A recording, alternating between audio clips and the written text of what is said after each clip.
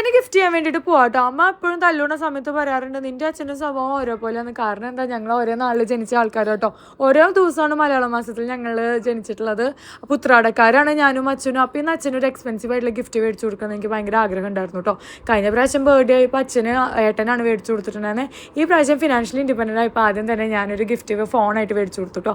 ഈ ചേട്ടന് ഇപ്പോൾ കണ്ടിട്ടുള്ള ചേട്ടനാണെങ്കിലും ഈ ചേട്ടനാണെങ്കിലും എല്ലാവരും അടിപൊളിയായിരുന്നു. നമ്മൾക്ക് ഫുള്ള് നമ്മളുടെ ഫോൺ ഏതാണ് എടുക്കേണ്ടതെന്ന് ഫുള്ളും എന്താ പറയുക എക്സ്പ്ലനേഷൻസും കാര്യങ്ങളൊക്കെ എടുത്തുന്നത് ആകാശ് ചേട്ടനാണ് കേട്ടോ.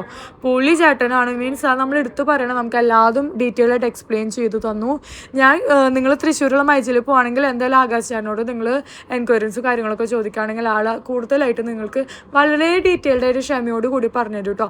അവിടെയുള്ള ഞങ്ങൾക്ക് ഹെൽപ്പ് ചെയ്ത് തന്നിട്ടുള്ള ഇപ്പോൾ വീഡിയോസിൽ കണ്ടിട്ടുള്ള സ്റ്റാഫ്സൊക്കെ ഭയങ്കര നല്ല രീതിയിലാണ് നമുക്ക് ഹോസ്പിറ്റാലിറ്റിയും കാര്യങ്ങളൊക്കെ ഉണ്ടായിരുന്നത്. അങ്ങനെ ഫോൺ കിട്ടിയപ്പോൾ അച്ഛന് ഭയങ്കര സന്തോഷമായിട്ടോ. അപ്പോൾ അങ്ങനെ ഹാപ്പി ബർത്ത്ഡേ അച്ഛാ.